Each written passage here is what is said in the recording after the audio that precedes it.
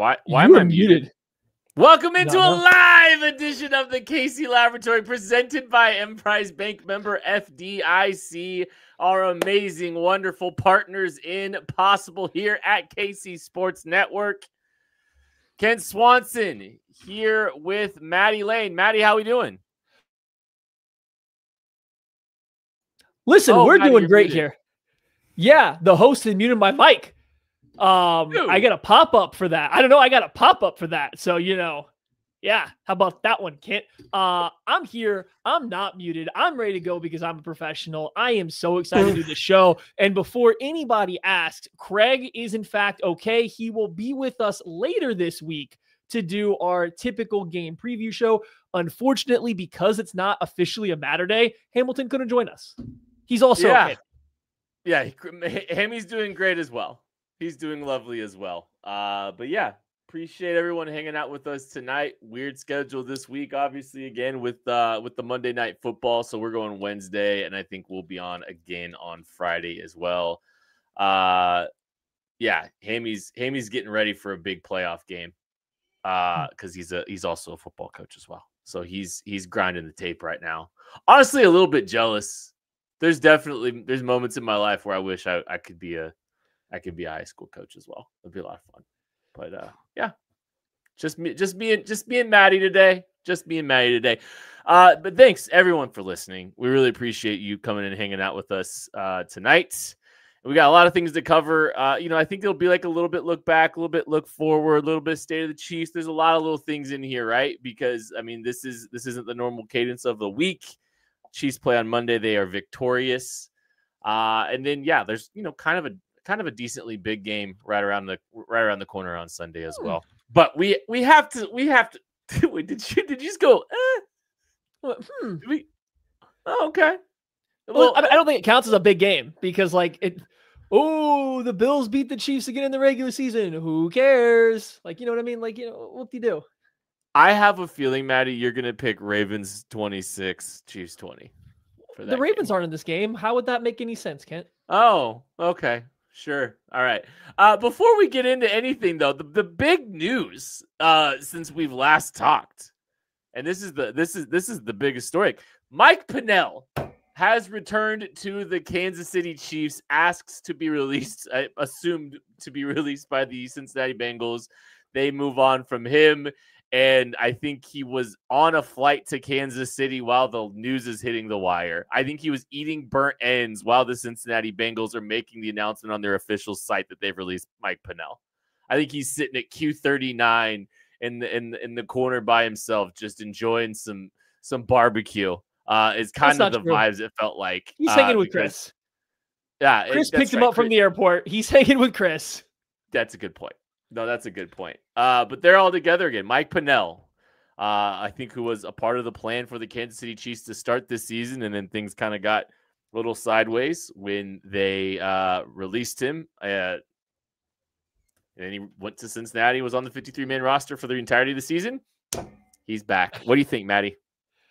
I think in Brett Veach's mind, this was kind of always how this was going to go, right? Was Mike Pennel probably wasn't going to sign with the Fraudgulls, but he was going to be available to come back mid-year when either attrition hit or the Chiefs just needed a little bit of spark if things weren't working out very well. And I think, Mike, if we remember right, he was talking about, how you got to move on and this, just kind of being a little blindsided by the roster moves this offseason. So I don't know if in that exact moment he was particularly planning about coming back, but after playing 8 games for that franchise, he couldn't wait to get out of there. So, who can blame him, right? They probably made him turn in every single thing he ever owned. They probably made him pay to get out of there, actually, and then charged him to get money back from meals that they fed him because that's the kind of franchise they are. But anywho, he wanted out of there. He's coming back. I think this is perfect for the Chiefs, right? Omar Norman-Lott is now out for the year. And while I don't think you look at the surface of Mike Pennel and Omar Norman-Lott and think they're the same player, how the Chiefs were using Omar Norman-Lott, though, is kind of an area that Pennel can step into. He can be your quote unquote backup nose tackle. He can fill in and eat some snaps on early downs. He can be a space eater on second and longs if you're just not sure, it's kind of more of a neutral down and stuff. So yeah, I think the move makes a lot of sense. I am curious Actually, I'll ask you. I got a question before we move off of Mike Pennel for you, but I'll let you talk about him first a little bit. This entire time I've been imagining the Cincinnati Bengals just charging him like to the point where he actually did lose money for the first half of the season. They're just like, oh, key card fee. We had to replace your key fob in week 4. That'll be $85,000. They're making him pay like 186 of the water bill for the entire practice facility. Oh, you wanted some? Look, Mike. I saw you had Gatorade 3 times during that game. That's another $5,000 each. And then dinners. I mean, look, buddy. Oh no, you were renting your locker. All those jerseys, we had those decals that kept getting messed up. We had to charge you for all those too. Yeah, you wanted to do a jersey swap in week 7. That is $85,000 as well. So it looks like you owe us $316,000. So once we get that, we'll get things settled. It'll be okay. No, I think this. I mean, we talked about seeming drama of the scenario that played out when Mike Pennel was released, and I think there was, hey, we'll bring him back, and once we kind of get this 53-man settled with like the some of the roster spots and the IR spots, all that stuff, whatever. It just didn't work out, and Mike Pennel did not seem pleased with how that whole scenario went down, and I'm just glad to see him back because he makes his football team better. I don't know if I believe PFF that Derek Notty's the worst defensive tackle in the history of football or whatever, but I also don't believe that he's been some level of exceptional that the Chiefs can't get better at that position by playing Mike Pennel. I think what we've seen out of Mike Pennel, even in the preseason, is better than what we've seen out of Derek Notty to this point. So the Chiefs got better along the interior. They've added depth. They've added experience. They've added somebody that they are very familiar with to that front. And I think it's a fantastic move by this team to get a guy, and especially from a culture perspective. Like he's a beloved teammate, especially in that defensive line. Like we talk about like what happened with Rashee Rice coming back into the building and the energy that it brought the receiver room. Maybe big Mike Pennel being back in that locker room, in that defensive line group, brings the juice back to that group as well and changes the vibes there. So I'm thrilled that we're getting to see we're getting to see the return of Mike Pennel to this team. Maddie, you said you had something though. Yeah. I just wanted to ask you, playoff time. Chiefs make the playoffs, obviously. Given where they started, they probably have to play in the wild card round. So first game in the playoffs, wild card round. Chiefs are hosting a playoff game. Who plays more snaps for the Chiefs, Derek Notty or Mike Pennel? I think it's Mike Pennel. I do. I think Mike Pennel eventually takes over. And again, like I don't think the bar to clear has been particularly high with Notty. Again, don't think he's the worst defensive tackle in football, but it's still not a high bar to clear. I think when it gets down to it, especially like what we've seen from Mike Pennell's played his best football in playoff, and for stretches in the playoffs too. I think it's going to wind up being Pennel. Do you hold the same opinion or not? Yeah, I think so, because like we've seen over years now, right? Like when these two have been competing for a spot, Mike Pennell's kind of been the one to get more snaps as things go. And I know the Chiefs obviously chose Derek Notty over Mike Pennel for whatever the reasoning may be. Like they did do that this year. So maybe there was something they were seeing in camp, before camp, in camp, whatever, like during camp, during the preseason, whatever it was. Maybe there's a reason they chose Derek Notty. I just haven't watched this Chiefs defensive line and really come away thinking Derek Notty's holding them together. He's playing a key part. Whereas if we go back to even last year's playoff run, or very specifically before that, like the year before that, you can really point out plays like times where Mike Pennel was playing a very significant role, although like a limited role because he's a run defending nose tackle, but you can point to games and stretches where it's like, hey, Mike Pennel made a difference here. So I think they do end up leaning on him a little bit more as the year goes on. Cause I just think he's a little bit better of a player, unless he has significantly fallen off since we last saw him.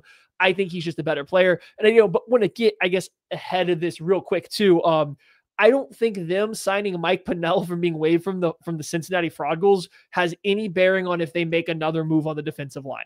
I don't think we're going to talk a ton about trade targets today. I did that last week with Matt Hamilton after the Raiders game, but I don't think that Mike Pennel stops them from looking at defensive ends or maybe more of a pass rushing defensive tackle. This is just a guy that happened to be available that they are very familiar with, that wanted to come back, and they lost somebody as well. I think they were, so if they were interested in defensive line at any point in time, I think they still very much are now at this point. I'm thrilled Mike Pennel is back, but he does not solve the biggest issue. And like, I think we're going to talk about this a little bit, is like what will stop the Chiefs. Like, I think one of the things that will stop the Chiefs or could stop the Chiefs is the lack of pass rush. However, we have said that in spurts of other other seasons with this Super Bowl team. So maybe we're all wrong. I mean, who knows? But Mike Pennel is awesome, and his return is incredible, but he's not really doing much in the way of solving the pass rush. And I actually wrote an article for the KCSN Chiefs newsletter that has 5 targets that the Chiefs could be looking at for trades. 3 of them are defensive linemen, so go check that out. Links in the description. Where can somebody find that out? Oh, KCSN.com. Made it real easy. We bought the URL, baby. KCSN.com. So go check that out. I'm excited Mike Pennel's back. I don't think that does anything in the way. I'm 100% with you. But I think it's an improvement, and any marginal improvements that you can make this time of year, I think you take advantage of that opportunity, because I mean, hey, look, we're in the throes of the season, and now it's a race to the finish line to see if this team can get the 1 seed and achieve all the things that they are hoping to do this season. I, however, am calling all Chiefs fans. You could be on the 50 at GEHA Field for the official coin toss at a Chiefs home game this season. Visit Chiefs.com/GEHA now. Enter to win a chance to be on the field for a once-in-a-lifetime view of the pre-game coin toss. Plus, you can score other exclusive prizes. Enter for a chance to win at Chiefs.com/GEHA. GEHA is the proud partner of the Kansas City Chiefs. A wonderful organization full of a lot of wonderful people. It's been great getting to know the people at GEHA over the last couple of years, and their hospitality is second to none. We're going to take a break. We'll be back right after this. Chiefs Kingdom, what is your favorite touchdown? By now, you guys already know that my favorite touchdown is the next one, because with DraftKings Sportsbook, an official sports betting partner of the NFL, every touchdown could bring you closer to cashing in. From first touchdown score to anytime touchdown props or the thrill of live in-game betting, every snap is loaded with opportunity. You want spreads? They got it. Over-unders? DraftKings got you covered. Same-game parlays, regular parlays? DraftKings has it, and you need it. And here's the best part. New customers bet just $5, and if your bet wins, you'll get $300 in bonus bets instantly. Your team hitting pay dirt pays out to you. Download the DraftKings Sportsbook app now and use code KCSN. That's code KCSN for new customers to turn $5 into $300 in bonus bets if your bet wins. In partnership with DraftKings, the crown is yours. Gambling problem? Call 1-800-GAMBLER. In New York, call 877-8-HOPE-NY or text HOPE-NY 467-369. In Connecticut, help is available for problem gambling. Call 888-789-7777 or visit ccpg.org. Please play responsibly. On behalf of Boot Hill Casino and Resort in Kansas, pass-through per wager tax may apply in Illinois. 21 plus age and eligibility varies by jurisdiction. Void in Ontario. Bet must win to receive bonus bets, which expire in 7 days. Minimum odds required. For additional terms and responsible gaming resources, see dkng.co/audio. Limited time offer. I think the way that Tucker said Illinois in that ad was like ASMR, man. That was both of them. Both of the Illinois. It was soothing to the soul. Okay, let's move on here. I want to talk a little bit about this game that we just got done on Monday Night Football. Okay. We've seen this team. The defense has now allowed only 7 points in the last 2 games. The offense put together a stretch of elite performance, putting 3 long touchdown drives together in the second half. a lot of good things, still some things to work on. But Maddie, like time away from the game, getting to watch a little bit more. Like what were the thoughts? What were the prevailing thoughts for you walking away from that one? Patrick Mahomes is really damn good at football. I think is that's my big brained. I went back and watched this game takeaway. I know most people probably didn't realize that live during the game. Certainly didn't realize it when we were doing the post game show afterwards or anything. But yeah, Patrick Mahomes is pretty good. He's a pretty good quarterback there. That guy. No, I just watching it back. There was a lot of times where it felt like Washington either played man or they went in with some match zone stuff that played out a lot differently than I think Dan Quinn's like typical cover 3 stuff. And not that it confused the Chiefs, but a lot of what the Chiefs were doing was very covered. Like there was a lot of plays where the Chiefs had 2 of their 4 guys in routes or 2 of their 5 guys in routes, whatever it was. They were just kind of running zone spacing routes where they were just running like 2 to 5 yard hitches or little spot routes over the ball or just outside trying to hold zone defenders. But it ended up playing, and the way Washington just distributed it played out almost like man. And then you had all these wasted routes all the time. And then you had other guys that just simply weren't shaking their defenders. They weren't getting open very well versus that coverage. Not all the time, but more often than, you would like to see. And especially in the second half, I thought Mahomes did a great job alternating between scrambling to create a throwing window and create a second level play and like get really creative with what he was doing. Or sometimes he just sat in the pocket and just waited. Like I'm thinking of that long Travis Kelce pass on like the deep over that took forever, as you kind of mentioned the other day. Like he started to run, but then said, no, I'm good here. I'm just going to wait. And it like froze the pass rush. And then he just had forever to sit back there. Right. And so I just think that he had really good command over everything that was happening. And I think that is the evolution of Mahomes that we've gotten this year, but also throughout the year is he was running a lot to start the season because they had to. It's like the function, this offense needed him to run. But now that he's kind of instilled that fear into defenses, I think teams are a little afraid to play straight up man coverage because they've seen what he can do on the ground. And then when you're playing zone, even when you're matching stuff up well like this, you have to deal with the threat of his legs. And he is just able to manipulate the entire field at once because he knows if I scramble left, this is the window that might open. If I scramble right, this is the throwing window that might open. And it was just complete and utter control over the entire game as it went on. And I thought that was really impressive given, like I said, I thought more often than not, some of the route combinations weren't really creating open players at the rate that we are used to seeing from, Andy Reid and the Chiefs when it looks that easily. I think he settled in really nicely as the game went on. Like it felt a little bit rushed at the top of the game, just a little bit, and maybe just getting just the level of comfort with Jalen Moore a little bit there. But I think he settled in nicely there, and like he kind of played free and clear after that, right? And like I think you kind of, like you said, you kind of saw that like willingness to stick in the pocket, hang in the pocket, hold on a little bit, a beat longer. Being decisive, but judicious, when he's going to try to scramble and try to create outside of structure a little bit. Yeah, the command piece of this is like, and I wrote about this a couple weeks ago. It's just like watching how he has kind of merged and melded all of the eras of Patrick Mahomes together. And like, this is the side of him that you're going to see for the remainder of his 30s, right? You're not going to get got very often. You're not going to just get flat out beat mentally very often. You know what you need to do to accomplish what you need to accomplish on any given play. When you need to hold on to the football, when you need to hang in the pocket. And like, he just feels a lot more comfortable and confident doing that across the board, play in, play out. It's so fun to watch. It's just watching him play. He's playing 4D chess with all these defenses, and just giving him an offensive line goes such a long way. And I think we've seen that. Like if he feels good with the offensive line, he can make a lot of things work. He can make a lot of skill players work. Yes, you still have some guys that are going to struggle against man coverage and all that kind of stuff. But now that you've seen like Rashee Rice into the fold, and like the way that they've kind of incorporated the entire complement of skill players, the Brichards, Pacheco looks as good as he's looked in a long time. Like there was a lot of good things going all at the same time offensively.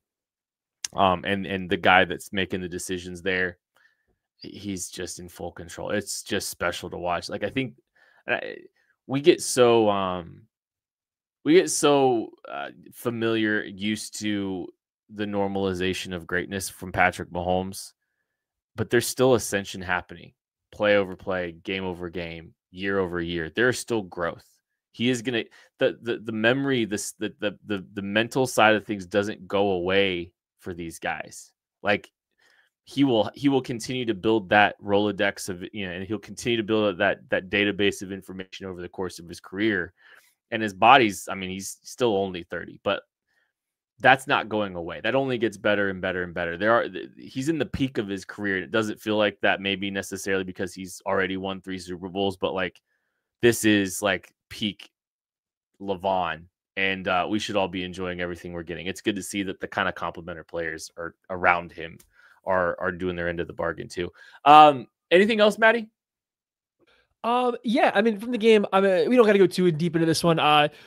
Rashee Rice is a little crazy for this offense right now, right? Like the way Andy and that offensive coaching staff are designing touches for him, whether it's in the backfield, whether it's just little short passes out, like he's going to get 5 touches a game that are just completely manufactured. Defenses can't stop him from getting the ball. And then you're just saying like, hey, we think he's so good with the ball in his hands. These are going to be productive plays.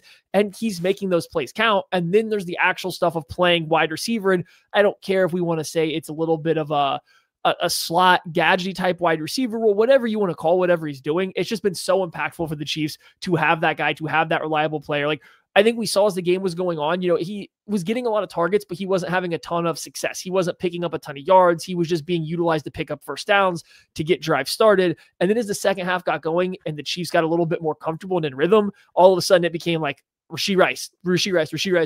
And he hits a touchdown on the little fake, the little shake route or whatever you want to call it there over the middle where Bobby Wagner gets frozen, right? It's just, he unlocks so much about this offense and there's so much trust there. But I think the way they are manufacturing touches for him that can't be stopped by defenses is always going to put the ball in.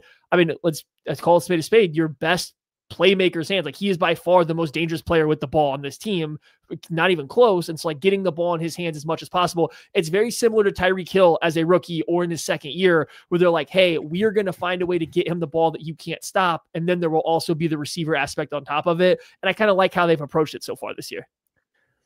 That skip route, I call it a skip. It's like he spots up and then across the face of Bobby Wagner. He said like that wasn't even designed. That was adjusting to this. That was adjusting to the play a little bit too. They run it a lot. He does it a lot specifically. And like, I don't know if it's ever called, like, I don't know the ins and outs, but I have noticed they've run it a lot, especially this year. He's run it multiple times in both games that he's been back. And I will say this like parlays into something. I think it was on the Manning cast, which I only kind of see the clips when the Chiefs play after, because I can't watch that during a Chiefs game. I need a little focus, a little more on the game than them to chit-chatting with the guest. But Devontae Adams was on there and he was like, man, I don't even know if the Chiefs call routes in the huddle and stuff. And like, they obviously call plays and have routes. I really do think, though, the Chiefs, and this is beyond Travis Kelce, I think there's a lot more freedom in the Chiefs playbook for their receiver routes. Like, even just looking through some pass installs and stuff for the Chiefs, like, it's a lot of, like, if this is the coverage you get, here's your adjustment. But if it's this coverage, you have this route. And if you have this coverage, it's this route. There's a lot less emphasis on very specific details and steps and the leverage you're taking. It's a lot more, like, adjust to the coverage is a lot more of what the verbiage is focusing on. So, like, I can see a little bit on a lot of these things not being directly called and it kind of being a live adjustment as you go. And obviously having Mahomes helps that. So I didn't mean to interrupt you. It's just that was on the back of my mind too. No, I see it, and like maybe it's just like the rules get simplified. It's like, hey, you have a mandatory outside release here, but other than that, like, you guys can modify here a little bit as you're going, right? Like just simple structured rules like that. Like it could be some stuff like that. Defensively, is there any big takeaway that you think you have on the defensive side of the ball? Or like, look, 7 points over 2 weeks is really impressive, right? It's really impressive. And 24 points over 3 weeks. I mean, yeah, like this is an impressive stretch from the Chiefs. And I know, like, hey, look, it's Marcus Mariota and it's Geno Smith and the Raiders, but at the same time, like, we've seen bad quarterbacks at least score, and like this group's barely scored here the last couple of weeks. So I don't know. We've been down, I think, a little bit on the defense and like the outlook when they play good teams, but like it's kind of hard to at this point. It's getting kind of hard to it's getting hard to deny the sample size. We're halfway in. You talk about like 17 points against the Lions too. Like, I don't know, man. Yeah.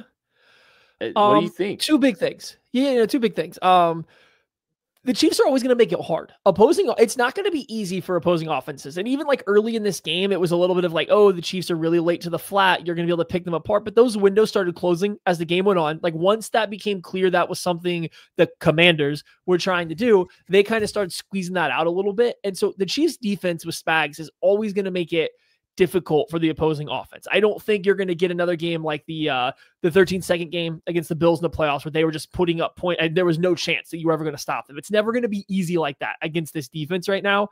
And the biggest thing that I think this defense does really well that separates it from everybody else, I think they might just be the best tackling team across the board. I mean, from the secondary to the linebackers to even the defensive linemen, the energy, the effort, and the pursuit is all there, but they are just simply really good tacklers. They do not give up extra yards. They don't allow broken tackles. They get runners down.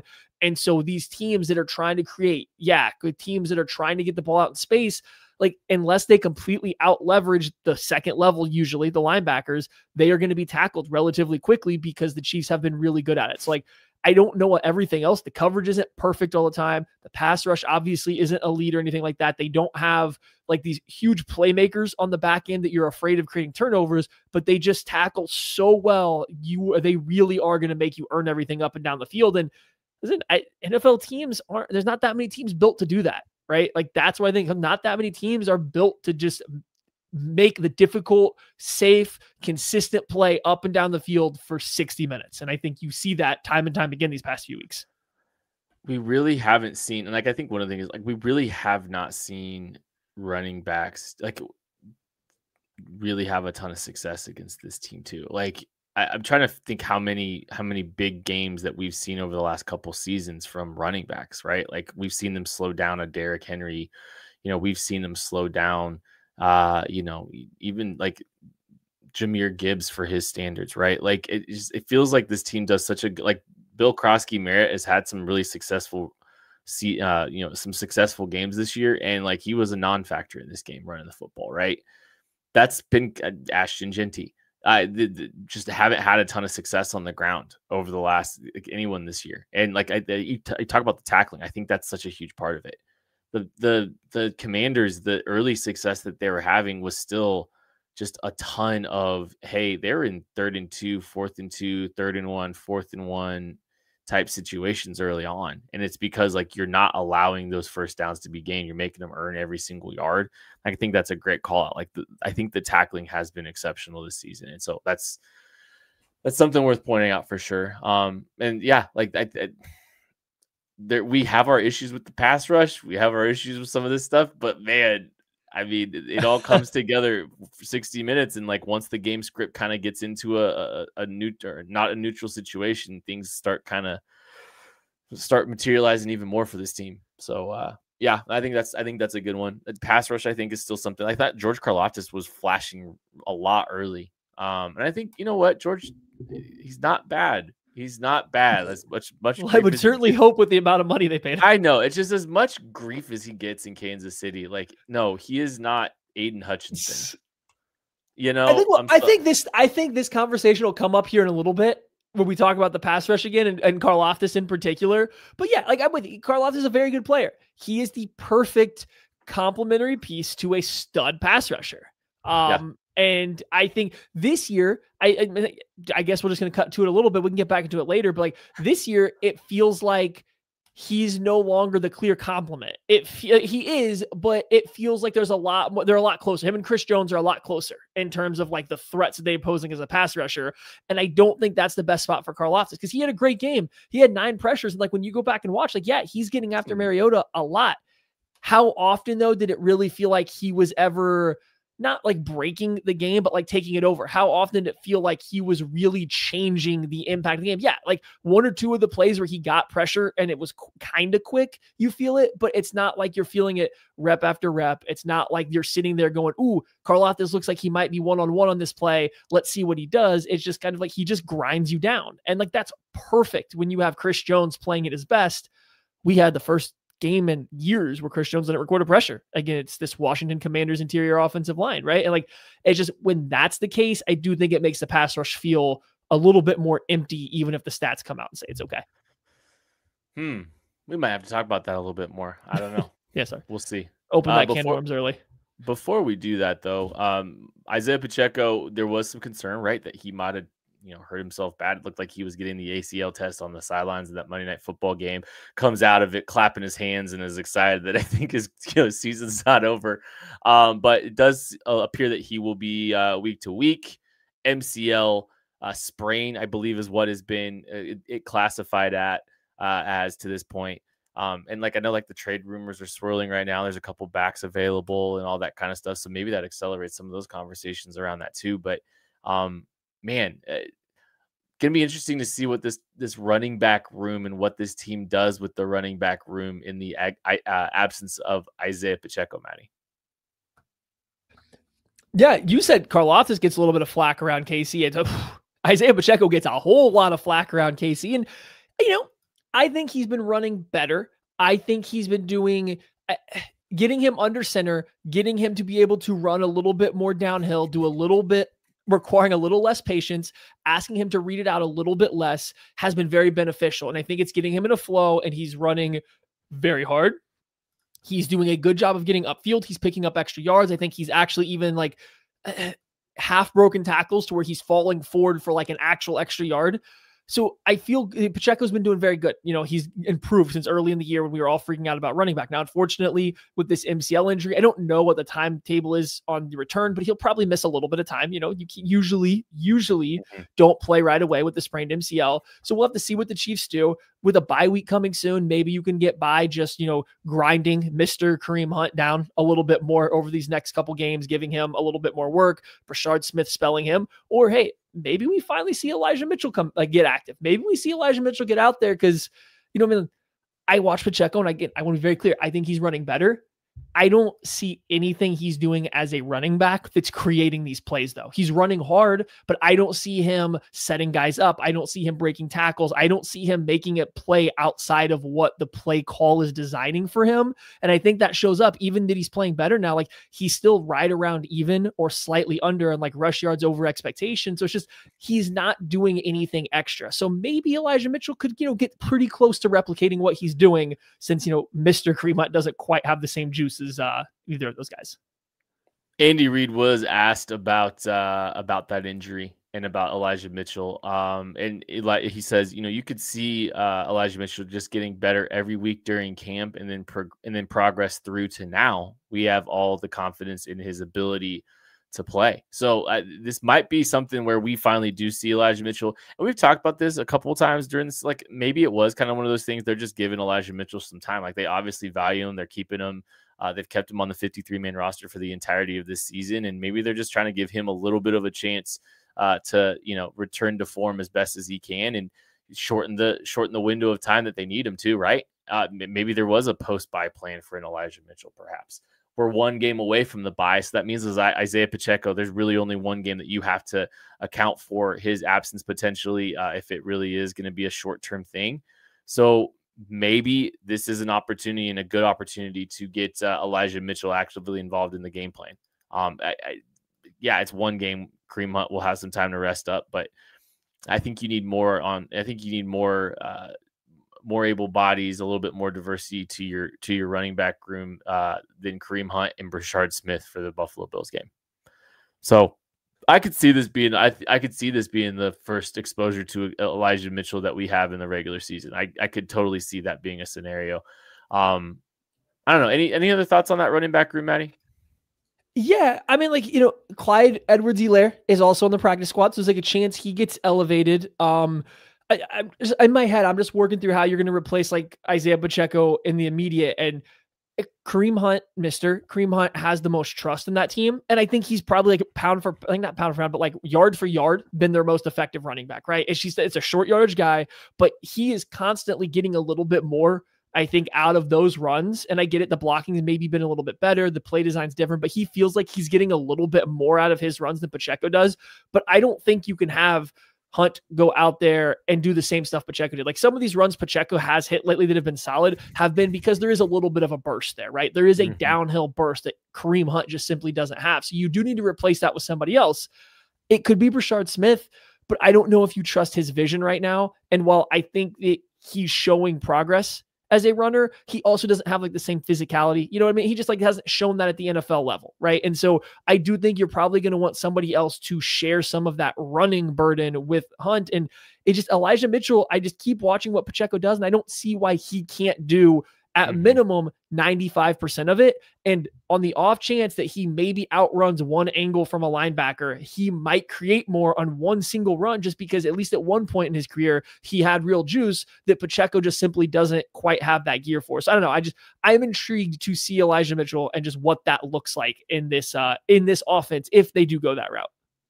I don't think this is the week you want to start running Brashard Smith between the tackles even more than you have in the past. Like, I just doesn't feel like the right week to be trying the big game. Don't know if that. I'll be honest with you. I didn't think Elijah Mitchell looked bad in the preseason either. So I just couldn't tell how much juice was left. And like if that's the thing, if there's not that home run speed that he once had, I understand why you would lean on the guys you know. But again, I think we're just in a situation now where I've seen Pacheco running in enough open grass and still not breaking any angles that I think there's a real chance that Elijah Mitchell gets out there, has that same look, maybe does break an angle, and you have like a Wally Pipp situation, and which is unfortunate for Pacheco. I'm not saying it's going to happen, but I wouldn't be surprised to see Mitchell just be more efficient on the same type of carries, because I do think he can do a lot of the same stuff. I agree. I think what we've seen from him in the past, at least, there's some ability there. I mean, that's why the Chiefs were intent on trying to invest in him. So it hasn't really materialized to much to this point, but there's a lot of football left, and they kept him around for a reason. We're going to take a break. We'll be back right after this. I'm Brett Goodwin, one of the owners of The Learning Tree. The Learning Tree is a neighborhood toy store in Prairie Village, Kansas. This has been here in this location since 2000s, and my husband Alan and I purchased the store in 2023. Alan and I grew up in families where we've always wanted to have a business together. Alan grew up, for instance, his parents had a jewelry store. I worked in a local toy store here in Prairie Village when I was growing up. When this opportunity happened in 2023, we knew right away we wanted to contact them and pursue the store. We wouldn't have been able to get the store without the team at Emprise Bank. From the day we contacted them, they knew what we needed to do, which was very helpful. I would absolutely recommend the team at Emprise Bank to anyone looking to secure a business. We worked with Emprise from day one. They were extremely helpful. They were always great resources. We talk to them frequently. They know the area. They're very friendly. We know who we're going to talk with, and they know what we need to do. We hope we'll see you at the Learning Tree. One more game stands between the Kansas City Chiefs and the bye week. We are getting very close to that happening, giving a nice little reprieve in the middle of the season before they move on to the second half and make that chase for the Super Bowl. One big game remains. We'll be breaking all of that down at KC Sports Network the rest of the week. So make sure you're checking everything that's what we got going on there. But like we're getting close to that midpoint of the season, right? And the Chiefs finally have some momentum. They're winning a lot of football games. We're winning 5 of their last 6. Good things are happening to them. And there's still flaws that we're all paying attention to, right? But, man, this team looks like the best in football right now. They really do. Every team has their flaws. So we're going to be breaking down, some stuff about like what do we think? What do we think could actually stop this? I was going to transition to the super chat, Maddie, because I do read. Thank you very much. You don't read the chat. Pause. Hold on, Maddie. There is a super chat we needed to get to beforehand, though. No, you can read it. Okay, I'm in charge now. Cool. Trevor Ross, the Chiefs. Thank you, Trevor. We appreciate it. Sorry. I am sorry. I apologize. I cut Kent off here because I did not think he read the chat, seeming he gave me no indication or confirmation that he saw my chat comment. Anywho, Trevor, we do appreciate it. The Chiefs will blow out the Bills because the Chiefs are the best team in the NFL right now, and the defense will hold them under 20 points. Woo-hoo. That's a spicy one. I don't want to get too out ahead of game preview, but I do think this game will be different than the other ones. I don't think this is a one-play game. I think it's either team has a statement game. That's what I think is coming. I don't think it's going to be one of those down to one-play games again.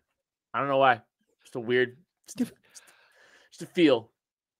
I could see it. I definitely could see it. I mean, the Bills, I think, are feeling a little better after beating the brakes off the Panthers, but like, I don't know how much of that'll be translatable to this game. So I put it this way. I could see this game being a close game, but I can also see, I see the path for the Chiefs just kind of rolling them over and just kind of, beating them down a little bit, making them not necessarily quit, but like making them be like, oh, we got to do some soul searching. I would be a little surprised to see the Bills handle the Chiefs like we have seen them do a couple regular seasons ago, right? Like where I believe it might have been like 3 years ago, where they beat them handily in the regular season. I don't think we see that, but I could see the Chiefs doing it to the Bills. I think it'll most likely be close, but I don't know. Feel pretty good about the Chiefs right now. I did have one other comment I wanted to comment on that came up while we were talking running backs. From Seamus here. Is Smith's vision worse than Pacheco's? This is a loaded question because I don't know if it's worse, but he's played less running back, right? Mm-hmm. And so there's a difference between, like, I just don't think Pacheco has good vision. I don't think he sees it well. I don't know if Brashard Smith doesn't necessarily see it well, but he's still learning. He's still understanding how, hey, the second level players are here. These are the angles of my blocks. This is what I have to do. This is what I can exploit. Whereas I don't think Pacheco just sees it very good. I don't think Brashard Smith knows exactly what he's seeing just yet, because he's still, 2 years into transitioning from athlete / wide receiver to running back, right? And so I just think he needs a little bit more time. I think even now when you watch them, the run game, when it's garbage time for Brashard Smith, has been entirely different than what they're doing earlier in the games when it's everybody else. And part of that's because it's garbage time, but it's pretty much just been inside zone, inside zone, inside zone, maybe outside zone, inside zone, inside. Like it's been very basic. And so I just think that he's still learning how to play running back, not just at the NFL level, but in general. So I just think it's more of a, we don't know, or he doesn't know exactly what he's looking for just yet. I think you see some good vision in some of the opportunities that he's presented out in space. That's just different than having to process between the tackles, right? And like they're like, to your point, like there's just not a ton of opportunities for him, right? And I mean, yeah, I don't know how much really banging up inside he's done over the course of even during his college career either, right? Like just how the Chiefs are using him, and like even like trying to. Like the Chiefs call a few run plays to Brashard Smith to show that they can do it, right? Like every time they hand him the ball off in the first like 15 plays, I'm just like, yeah, they're just showing that they can do that, so that they can throw to him 3 straight plays after this. It's just like the token, yeah, we will hand it off, we will do it, we'll do it. And then it'll be like, okay, here's the jet sweep, and here's the, here's the screenplay the next time. And it's fine. I'm just like, that's just kind of like, it's just a token run play every week, just to like make them know that they can do it. Okay, so we talk a lot on this show about like, hey, what are the things that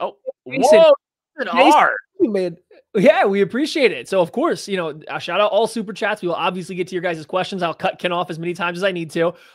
What trades are we making before the deadline? So Ken, I'll let you take this, because Hamilton and I, like I said, talked about this a little bit last week, where we went through a lot of different players. So who are some players that give me one player that you would really like the Chiefs to trade for, and one player that you think would actively be a realistic option for the Chiefs to trade for? Okay. All right, so Draymond Jones's contract with the Tennessee Titans is very tradable. They gave him a $6 million signing bonus, and his base salary is like under $2 million for the season, which means that his base salary as it sits today and at the trade deadline is going to be under $1 million. So it's a very tradable contract. And like, if you're looking for someone like, hey, look, we're talking about, hey, maybe they need some defensive end help and all that kind of stuff, right? Yeah, Draymond Jones is a D tackle. He's a 6'3", 280-pound Turk Wharton frame, taller Turk. He's like taller Turk, but playing as stand-up backer for the Titans right now. I would say he plays off the edge enough. Like he can play outside as a stand-up edge, and he can rush through a tackle from out there. He's got some, obviously he got some inside juice and some inside ability there. Like that's some of the things that this team didn't have in the absence of Tershawn Wharton, and to a degree Omar Norman-Lott, or maybe what they thought they were getting out of Omar Norman-Lott. I'm not sure, but I think Draymond Jones is one that like I'd pay attention to from a cost perspective, and you've got the relationship with Mike Borgonzi. But like, I mean, like I wrote about 5 more, but Draymond Jones is one of them. But I think here's the super realistic one. Here's like my super realistic one. That's just like super cost effective, super cheap, easily executable. Just go get Jerome Ford from the Cleveland Browns. Like, they're on a youth movement right now in the running back room. They've got a lot of young players that they're trying to keep happy. Quinshon Judkins, Dylan Sampson. Jerome Ford has ability as a pass catcher. He has home run hitting type ability, juice and burst at the running back position. They're not the same size because Damian Williams was a little bit bigger, but Jerome Ford has a little bit of that style of play that could be really unlocked, I think, in Kansas City with the pass catching ability and some of the home run hitting talent that he does have. And it's like, you're talking like a pick swap, it's like, hey, we'll give you our worst 6th for a 7th for Jerome Ford. I think that's what's getting it done looking at some of these contracts. So Jerome Ford's mine.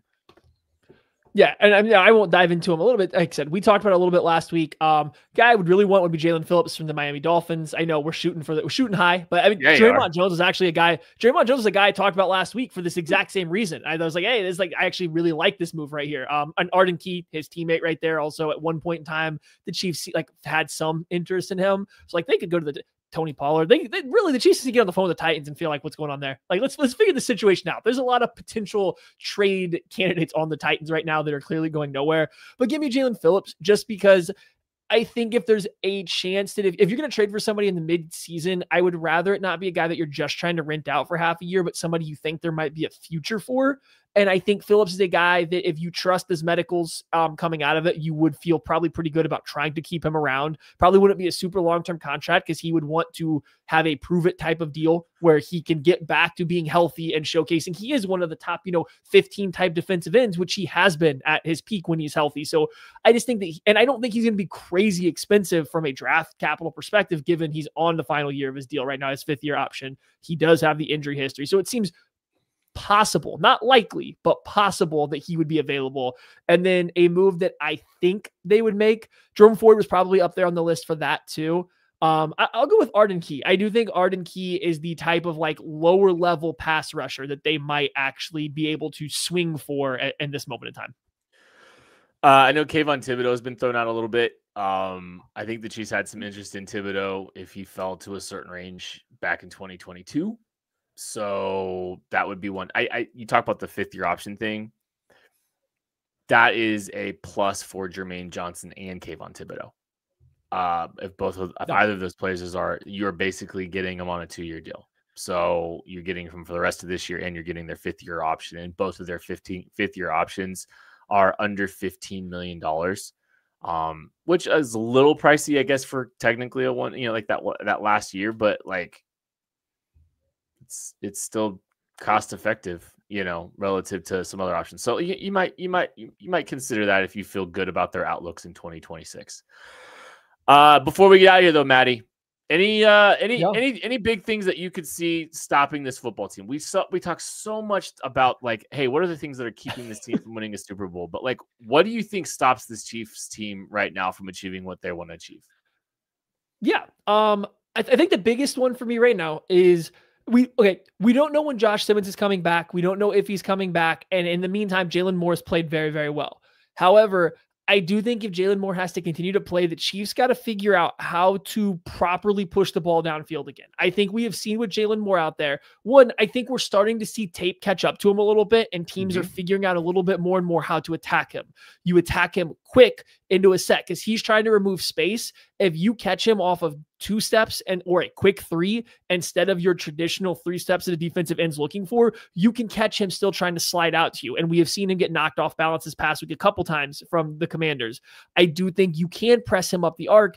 And the problem with Jalen Moore's blocking style compared to the Chiefs, he likes to take shallow angled sets. He's going to try to mirror you once he's attached for 1 to 2 steps, and then he's going to push you up the arc.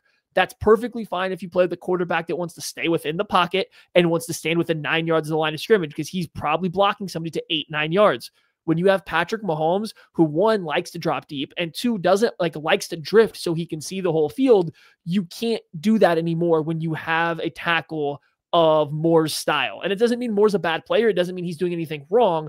I just don't know if that style is meshing. And I think we have seen the Chiefs' vertical passing game take a back seat now that Simmons hasn't been out there, because I don't think they feel quite as comfortable calling deep drop back stuff. And if they do, it has to be protected with half rolls, with moving the pocket, with pulling Creed Humphrey or Mike Caliendo this past game across the formation to set actually out on the edge. Just they're having to protect some of these deeper drops a lot more. So Jalen Moore's played really good in place of Simmons, but I think if he keeps playing, I do wonder how you get back to that vertical passing game. Or do we start seeing defenses do what they did last year or the year before, where they're just going to start squatting on everything again, daring the Chiefs to push the ball downfield, and they don't seem to be too keen on trying it right now.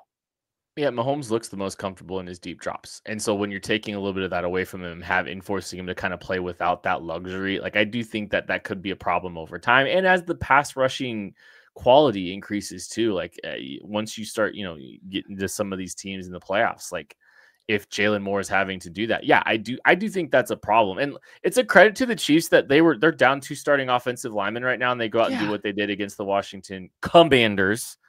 But I don't know if I want to continue to just see that sample size. I'd rather than be at full strength. This is a credit to Brett Veach for doing what he did to build that offensive line and build the depth that he did. But man, I do think that I think the best version of this team is with Josh Simmons playing at left tackle still. He's missing some valuable time right now, and hopefully they can get him back soon. This would have been a good stretch, a good opportunity for him to, take on some big challenges and take some opportunities. And every game's massive for him. Like every game is massive for him. It's leading up to this. I wish we were getting to see Josh Simmons in a big game setting against the Buffalo Bills, because of the early losses, and depending on what happens in this game, there's a chance you're having to go back to Buffalo again. And you're having to go play in a big game like this. So I do think that there's the offensive line could, you're capable and confident with what they have right now, but that there's a better version out there if you're able to have the full complement of players. And I think that is a legitimate concern. We talked a little bit about the pass rush.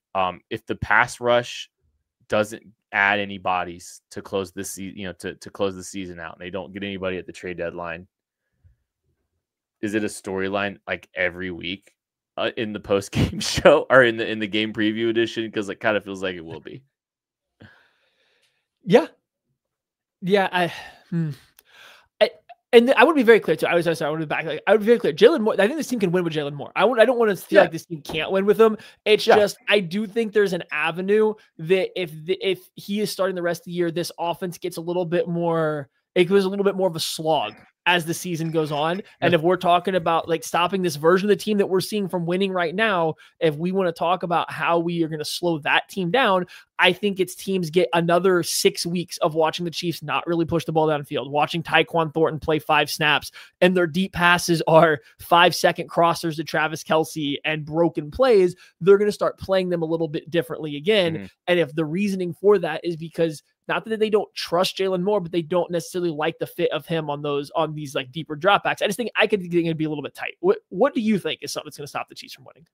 Well, I think I echo some of the sentiments, like concern with the offensive line when it comes playoff time. I echo some of the sentiment about the pass rush when it becomes, when it comes playoff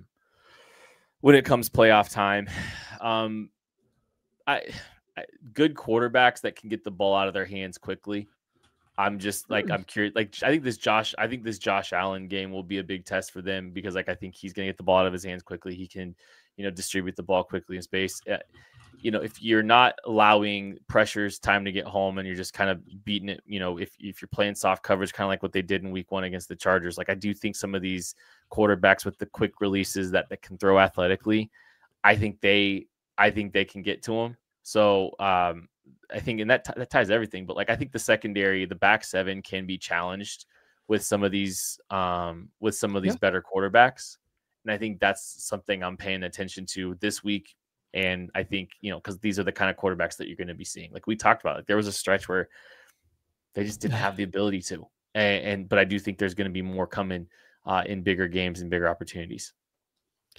Yeah, it does seem like passing games that can operate on a quick passing game and then also attack you deep, right? Like teams that essentially have the full menu of a passing attack have given this team a little bit of trouble, because Spag's whole kind of thing is he's going to take away what you really like to do in the passing game, and he's going to make you beat them in a different way. Well, when you can do everything and you have a mobile quarterback, as we have seen, that has been kind of what's really stumped them a little bit. And I think a lack of good coverage play on the second level is an issue. I think the Chiefs safety room has played generally pretty well, but again, they don't have like a significant playmaker there, even in this rotation. And so I definitely can think that is something that concerns me, like sticking to the defensive side, because I know we're getting ready to wrap up here. I think we real quick. The Chiefs run defense against running backs has been very good. They have held almost all starting running backs very much in check. They have very good advanced numbers on it. But if you look at like volume stats, even against running backs and stuff like that, or rate stats, they're pretty mediocre. They are a fine rushing defense, and that's okay. That's good enough to win. But I do wonder if there's ever a team that just fully leans into it and can kind of control the game flow, and maybe they slow down the Chiefs offense. So it's you're no longer playing catch up, but I just wonder about game flow, how this run defense holds up against a, downhill running game. Cause I do still see some weaknesses there. They've done a great job countering it with a lot of run blitzes. They had a really good test against the Detroit Lions, and they adjusted extremely well and played it well. I don't think the Lions did a particularly good job game planning, but that's besides the point. So I do wonder if a really physical run team, hey, Colts here in a couple weeks, I just wonder how that will play out, because I do still think there is some space you can attack this defense on the ground. It's just a matter of sticking to it and not being off put by a couple run stuffs here and there, because the Chiefs will get and scheme up a few of those. And that's why Mike Pennel is back. That is going to do it for this episode of the KC Laboratory. Thank you all so much for listening, watching, supporting. We love you. We appreciate you. We'll catch you later. Oh, now you read the chat.